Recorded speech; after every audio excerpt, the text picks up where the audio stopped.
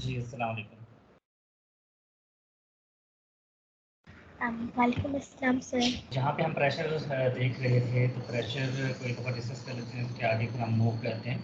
तो प्रेशर में हमारे पास क्या है, प्रेशर किसी भी ऑब्जेक्ट पे, कोई भी ऑब्जेक्ट है, जिस तरह अगर मैं यहाँ पे एक बॉक्स लेता हूँ, इसमें मैं फोर्स लगाता हूँ, तो ऑब्वियसली बात है इस बॉक्स का कोई ना कोई एरिया होगा। एरिया पे मैं जब फोर्स लगा रहा हूँ, डेट इज़ कॉल्ड प्रेशर। ठीक है, कोई भी एरिया होता है उसमें मैं फोर्स लगाता हूँ, डेट इज़ कॉल्ड प्रेशर।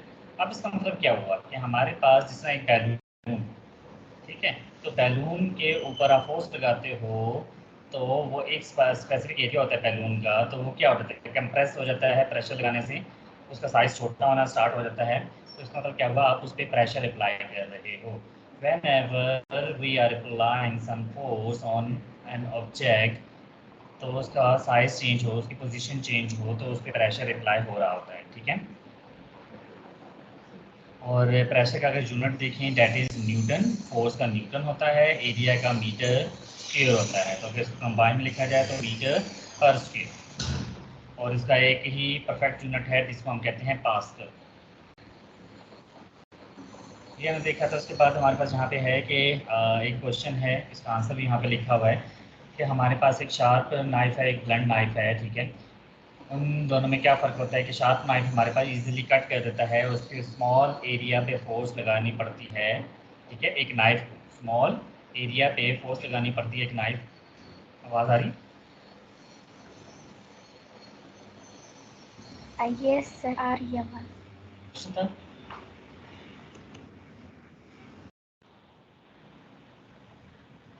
जी जैनब, कोई क्वेश्चन था आपका? No sir. ओके, तो यहाँ पे एक ब्लंट नाइफ और शार्प नाइफ का जिक्र किया गया है कि शार्प नाइफ हमारे पास जो होती है वो इजीली कट कर देती है किसी भी मीट के पीस को या किसी भी ऑब्जेक्ट को। लेकिन जो ब्लंट नाइफ होती है, ठीक है, वो उसका बेसिकली एरिया ज़्यादा होता है। ठीक है, वो ब्लंट नाइफ में आप देख सकते हो ना कि अगर हम देखते हैं शार्प नाइफ का इस तरह कौन बनी होती है, लेकिन ब्लंट नाइफ में थोड़ा सा नीचे से एरिया बड़ा होता है, जिसका मतलब क्या पता चलता है हमें कि वो इजीली किसी चीज़ को कट नहीं कर पाता, उस पर ज़्यादा हमें प्रेशर लगाना पड़ता है।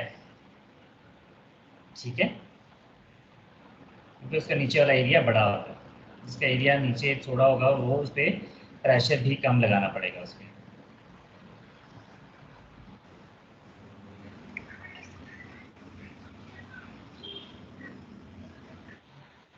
उसके बाद हमारे पास आता है एटमॉस्फेरिक प्रेशर। एटमॉस्फेरिक प्रेशर क्या होता है, जो आपके सराउंडिंग में प्रेशर एक्सर्ट कर रहा है, एयर पार्टिकल, गैसेस, ये एटमॉस्फेरिक प्रेशर कहलाते हैं। ठीक है, जो एयर किसी भी जगह पे प्रेशर अप्लाई कर रहा होता है। ठीक है, इसकी एक मैंने 9th क्लास के स्टूडेंट से, उन लोगों से मैंने एक एक्सपेरिमेंट करवाया था।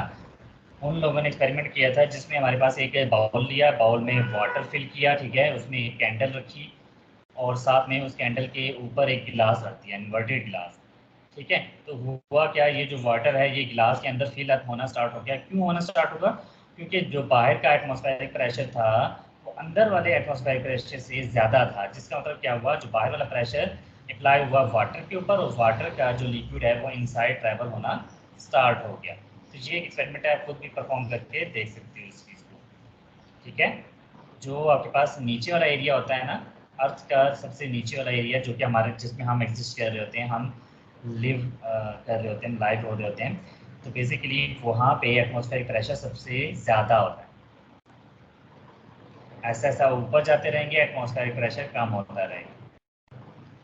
ठीक है, हाइट की वजह से, जो आगे भी हम देखेंगे। जी, वो वाला एक्सपेरिमेंट जो भी मैंने बताया था ना आपको, ये वो वाला एक्सपेरिमेंट है, जो कि एक बाउल है, उसके अंदर आपने लिक्विड डाल देना है। ठीक है, और अगर बाहर का प्रेशर ज़्यादा होगा तो ये हमारे पास लिक्विड इसके अंदर फिल अप हो जाएगा। ईजिली आप इस चीज़ को देख सकते हो। जो लिक्विड रखा हुआ है ना, वो है मरकरी, सबसे लाइटेस्ट होता है,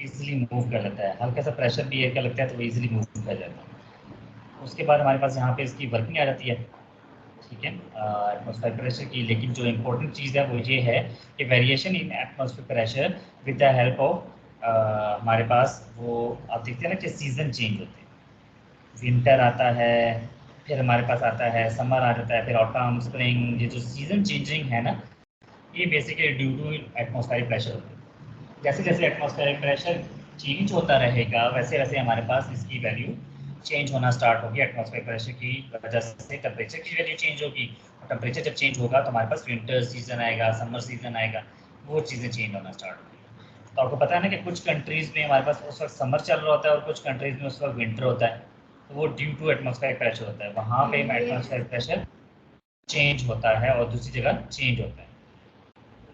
ठीक है, इस वजह से हमारे पास ये कंडीशन आ रही होती है। दो अर्थ पे ही दो तीन जगह पे डिफरेंट टेम्परेचर की वजह से, डिफरेंट एटमॉस्फेरिक प्रेशर की वजह से सीजन चेंज हो जाते हैं। और ये हाइट की वजह से, जो आपके पास जितना आप ऊपर जाते रहेंगे वेदर कंडीशन, जो बादल बनते हैं वो ऊपर हाइट में बनते हैं। क्यों? क्योंकि वहाँ पे एटमॉस्फेरिक प्रेशर सबसे कम है। अगर एटमॉस्फेरिक प्रेशर नीचे काम होता तो बादल नीचे भी बन रहे होते, लेकिन एटमॉस्फेरिक प्रेशर ऊपर सबसे बादल जो है वहाँ पे ऊपर चेंज आता होता है। ठीक है, पहाड़ों पे आप चले जाए ना तो आपको एक ठंड लगेगी। क्यों? और आप ग्राउंड पे होंगे आप गर्मी लग रही होगी, क्योंकि पहाड़ों पे हवा तेज़ चल रही होती है। हवा तेज़ कैसे चल रही होती है? वहाँ पे एटमॉस्फेरिक प्रेशर कम होता है। फिर यहाँ पे एक एग्जांपल जो कि आप घरों में ट्राई भी कर सकते हो कि आप एक स्ट्रॉ से सक करते हो किसी भी लिक्विड को, ठीक है, तो वो लिक्विड नीचे क्यों होना स्टार्ट होता है और उस पाइप में कैसे जाता है? तो हम बेसिकली एयर पार्टिकल्स उस पाइप में से रिमूव कर रहे होते हैं। एयर पार्टिकल जैसे रिमूव होते हैं तो इसका मतलब अंदर जो पाइप के अंदर है वो प्रेशर, एटमॉस्फेरिक प्रेशर कम होगा, जो बाहर है वो ज़्यादा होगा। जो बाहर की वजह से लिक्विड पे प्रेशर लगना स्टार्ट हो जाता है। ठीक है, तो लिक्विड ऐसा ऐसा उस पाइप में ट्रांसफ़र होगा। ठीक है, वो ट्रांसफ़र होकर माउथ में आना स्टार्ट हो जाता है। इस तरह सिरिंज की जगह पर आती है, तो सिरिंज में भी हम क्या करते हैं, पीछे वाले हिस्से को खींचते हैं। ठीक है, पुश पुल करते हैं। तो इसका मतलब क्या हुआ, जब पुल हो रहा होता है तो हमारे पास लिक्विड भी इनसाइड आ रहा होता है। वो कैसे आ रहा होता है कि हम जैसे जैसे उसको पुल कर रहे होते हैं तो बाहर वाला एटमॉस्फेरिक प्रेशर ज़्यादा होता है, जो कि पुश करता है सिरिंज के अंदर, ठीक है, किसी भी लिक्विड को, ताकि लिक्विड उसके अंदर फिल अप हो जाए। तो ये भी एक एग्जांपल है जो कि एप्लीकेशन कह सकते हैं, एटमॉस्फेयर प्रेशर की एप्लीकेशन। क्वेश्चन?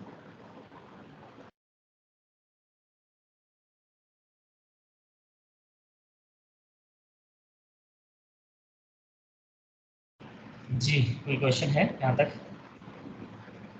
No, sir. अच्छा, इसके बाद हमारे पास आता है लिक्विड पे प्रेशर कैसे लगता है। आप ऑब्जर्व कर सकते हो, कभी पत्थर पानी में फेंके ना, ठीक है, तो पत्थर बेसिकली क्या स्प्लैश करता है, एकदम उछलता है। वजह क्या होती है कि प्रेशर, लिक्विड जो है वो भी प्रेशर लगाता है स्टोन पे। कभी ये चीज़ ऑब्जर्व की है? सब पत्थर उछलता है। पानी उछलता तो है लेकिन वो तो प्रेशर लगाया पत्थर ने पानी पे। लेकिन अगर आप किसी जगह पे देखो जिसमें आपके पास आप पत्थर फेंकते हो पानी पे और पत्थर थोड़ा सा उछल के आगे की जाके गिरता है,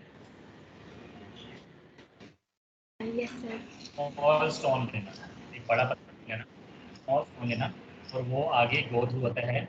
वो स्टेप कितना क्लियर होता है, ये देखिए ना, अगर एक बड़ा ओशन है, ठीक है, इस तरह करके बड़ा ओशन है, यहाँ पे आपका स्टोन है, आप उसको फेंकते हो ना तो इस तरह इस तरह इस तरह करके जाता है।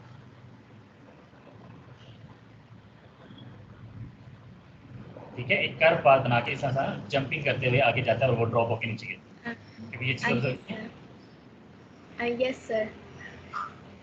ये भी है कि प्रेशर बेसिकली लिक्विड भी लगा रहा होता है उस ऑब्जेक्ट पे, ताकि वो पुश करे ऊपर की तरफ।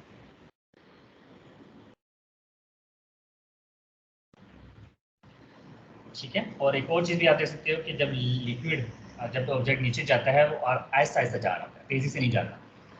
आहिस्ता आहिस्ता जाने का मकसद क्या है कि वो बेसिकली लिक्विड उस पर प्रेशर कंटिन्यूसली लगा रहा होता है हर डायरेक्शन से, जिसकी वजह से वो अपनी स्पीड को कम कर देता है।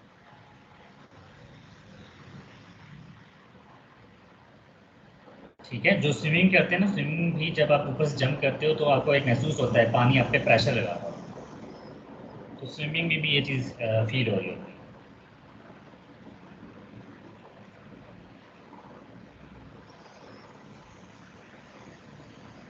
यहाँ तक ठीक है, क्लियर है? Yes, sir.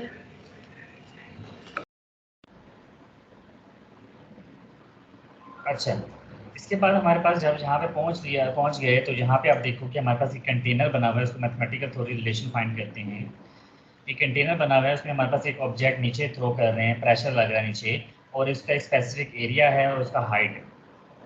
ठीक है, तो अब हम देखते हैं कि अकॉर्डिंग टू दिस फिनोमेना हमारे पास जो ये ऑब्जेक्ट है ये नीचे जा रहा है तो उसका वेट नीचे लग रहा है, तो W इक्वल टू mg होगा। वो उसे हम फोर्स भी कह सकते हैं। If you have to find the mass यहाँ से फाइंड करेंगे। मैस कैसे फाइंड करेंगे? डेंसिटी का फार्मूला हमने पढ़ा था, that is mass per unit volume. यहाँ से वॉल्यूम को शिफ्ट करेंगे, मैस निकालते हैं। Mass equal to density into volume. ये मैस की वैल्यू यहाँ पे पुट करते हैं हम।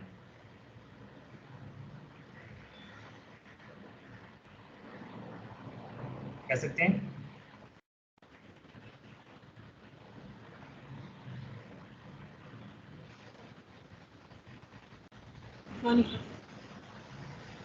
जी जनाब, यहाँ पे कह सकते हैं मैस, यहाँ पे हम मैस की वैल्यू पुट कर देंगे, रो वी जी डेंसिटी, उसको के जी कांस्टेंट होता है, वी वॉल्यूम है, ये चेंज हो रहा है। तो वॉल्यूम का फार्मूला यहाँ पे हम देखते हैं, that is area into height. किसी भी एरिया वॉल्यूम का फार्मूला होता है that is area into height. तो ये वाली वैल्यू इक्वेशन ए कह देता हूँ, put in equation A. Equation A में पुट करूंगा तो W that is equal to rho A H जी।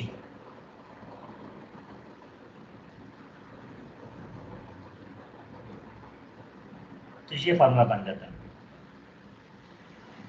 ठीक है, तो अगर क्योंकि ये फोर्स भी था, तो अगर मैं प्रेशर की बात करूं, क्योंकि हम प्रेशर फाइंड कर रहे थे, तो प्रेशर किसके इक्वल होता है? That is force divided by area. तो ये फोर्स की वैल्यू यहाँ पे पुट करूंगा, rho A H G divided by A. A is cancel with A, तो आंसर क्या आता है प्रेशर का यहाँ पे? That is rho G H. तो ये वो प्रेशर है जो कि हमारे पास ऑब्जेक्ट लगा रहा होता है किसी भी लिक्विड पे। Yes, okay sir. क्लियर है यहाँ तक? Yes sir. उसके बाद पास्कल प्रिंसिपल आता है। तो पास्कल क्या कहते हैं? पास्कल कहता है कि हमारे ऑब्जेक्ट पे कहीं पे भी ऑब्जेक्ट रखते हैं, ठीक है, तो ऑब्वियसली बात है उस पर प्रेशर अप्लाई हो रहा होता है बाय द एनवायरनमेंट। अगर मैं यहाँ पे कोई भी ऑब्जेक्ट रखता हूँ उस पर एनवायरनमेंट प्रेशर अप्लाई कर रहा है, एयर पार्टिकल्स। ठीक है, तो ये कहता है कि अगर मैं किसी भी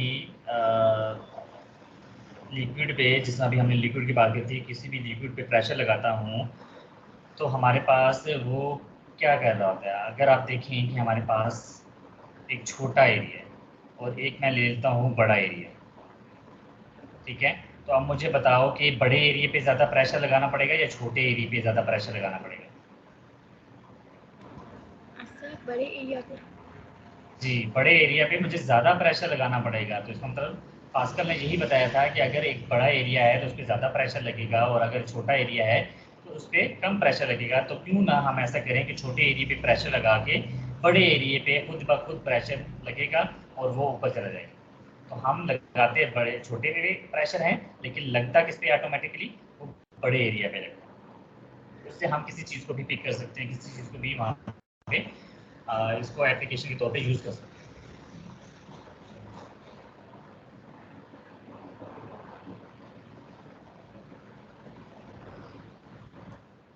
यहाँ पे देखिए उसकी डेफिनेशन लिखी हुई है, pressure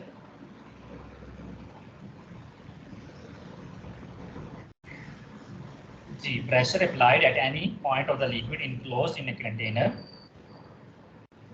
is transmitted without losses to all the parts of the liquid. बताने का मकसद ये हुआ कि अगर मैं एक लिक्विड है हमारे पास, ठीक है, कंटेनर में, उसमें मैं प्रेशर लगाता हूँ लिक्विड पे, वो जो लिक्विड है वो जितना भी प्रेशर है वो उसकी वॉल्स पे अप्लाई करेगा हर डायरेक्शन में। ये नहीं है कि सिर्फ नीचे ही अप्लाई हो रहा है, तो वो लिक्विड हर जगह पे प्रेशर अप्लाई करना स्टार्ट करेगा, क्योंकि उसके मॉलिक्यूल्स जो है ना वो रैंडम होते हैं, वाइब्रेट कर होते हैं इसलिए। इस वजह से वो हर पार्टिकल हर कंटेनर की वॉल पे प्रेशर अप्लाई कर रहा है हर जगह। जिस तरह यहाँ पे देखो एग्जांपल वही जो मैंने अभी दी थी कि हमें प्रेशर अप्लाई करते हैं किसी भी लिक्विड पे, और वो इजीली क्या होता है नीचे की तरफ मूव करता है, ठीक है। तो और दूसरी तरफ आप देखोगे लिक्विड ऊपर की तरफ आना स्टार्ट हो।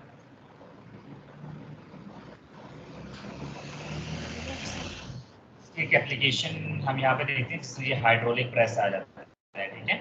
ये चीज़ हम यहाँ पे देखेंगे हाइड्रोलिक प्रेस क्या कहते हैं, जिसमें हमारे पास एक लिक्विड होता है एक पाइप के अंदर, उस पाइप को हम पुश करते हैं और गाड़ी को ऊपर की तरफ ले जाते हैं ताकि हम उस पर काम कर सकें। तो अक्सर ये वहाँ पे वर्कशॉप्स पे होता है, जो गाड़ियों की वर्कशॉप्स होती हैं जहाँ पे बेसिकली गाड़ी को ठीक किया जाता है, मैकेनिक्स ठीक कर रहे होते हैं, वहाँ पे इस तरह के हाइड्रोलिक प्रेस यूज़ किए जाते हैं। एक तरह से प्रेशर लगाया जाता है और दूसरी तरफ से गाड़ी लिफ्ट हो जाती है ऊपर की तरफ और वहाँ पे बेसिकली हम उसका काम इजीली कर सकते हैं। तो बताने का मतलब स्मॉल एरिया पे कम प्रेशर लगेगा और इसका मतलब स्मॉल फोर्स लगेगी, और बड़े एरिया पे ज़्यादा फोर्स लगेगी, मतलब ज़्यादा प्रेशर होगा।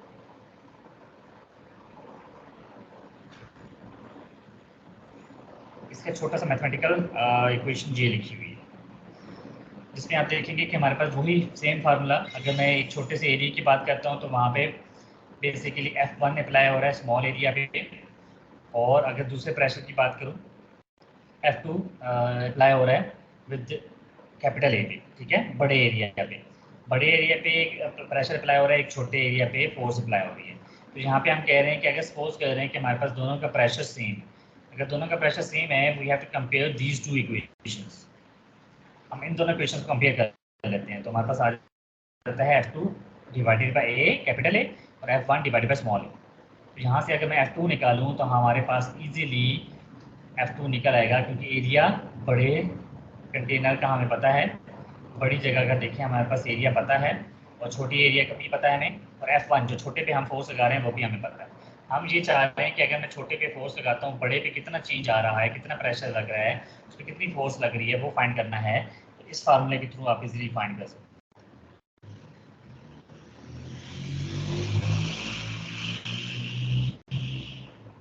ठीक है।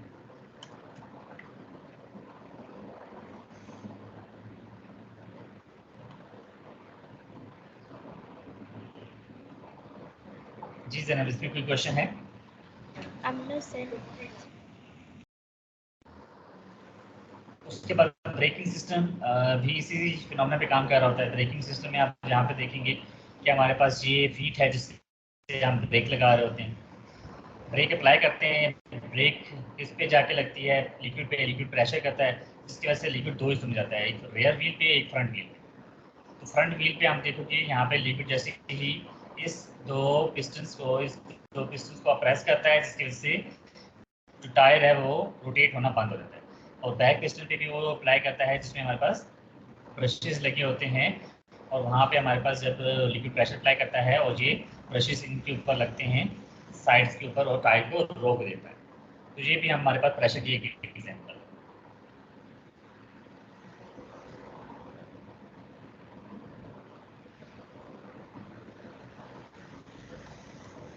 ओके, तो यहाँ पे आप देखोगे जिसमें हमारे पास अप थ्रस्ट एंड बायोन्सी है।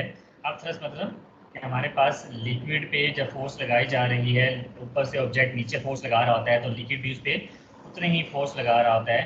तो ये बताने का मकसद यहाँ पे, have you ever notice that when you are trying to push a piece of cork under the water. Cork क्या होता है, वो बेसिकली डूबता नहीं है कॉर्क, ठीक है, रबड़ का बना होता है, लेकिन वो डूबता नहीं है।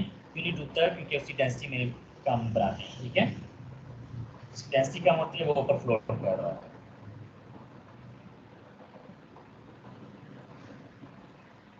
तो अगर यहाँ पे देखेंगे कैंडल वाटर, अगर मैं कॉर्क को पुश कर रहा होता हूँ, फोर्स लगा रहा होता हूँ, तो वाटर भी उस पर एक एक्सर्ट करता है फोर्स, जिसको हम यहाँ पे कहते हैं बायोन फोर्स, ठीक है। ये वो फोर्स है जो लिक्विड उसे ऑब्जेक्ट पे लगा रहा होता है ताकि वो ऊपर की तरफ मूव पुश करे, और उसे आप थ्रस्ट भी कहते हैं। ये शॉर्ट क्वेश्चन में आ सकता है। उसके बाद आर्चिमिडीज प्रिंसिपल बहुत इंपॉर्टेंट है, काफ़ी दफ़ा आया भी हुआ है,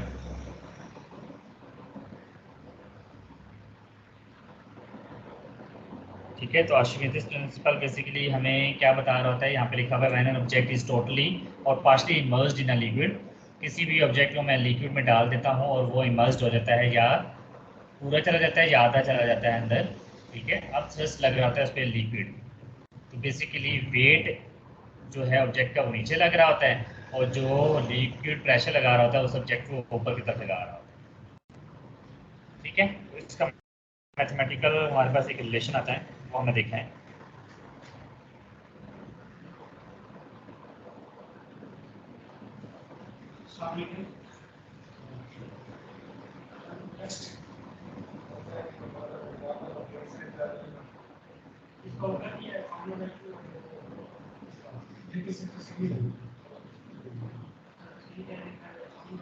इसका जो मैथमेटिकल हमारे पास होता है, जैसा भी मैंने बताया था ना कि हमारे पास वेट नीचे लग रहा है और ऑब्जेक्ट ऊपर की तरफ जा रहा है, तो वेट का फार्मूला होता है that is M G, that is equal to F, और ऊपर से जो फोर्स लग रही है लिक्विड की वजह से, ठीक है, वो हमारे पास एफ होती है दैट इज एम ए। ठीक है, तो उसको भी हम इससे ज़रा अगर कंपेयर करें तो ये बन जाएगा basically M A equal to M जी।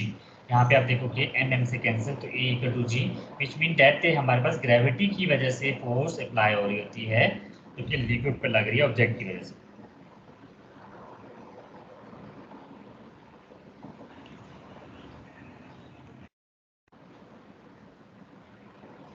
ठीक है, Yes, sir.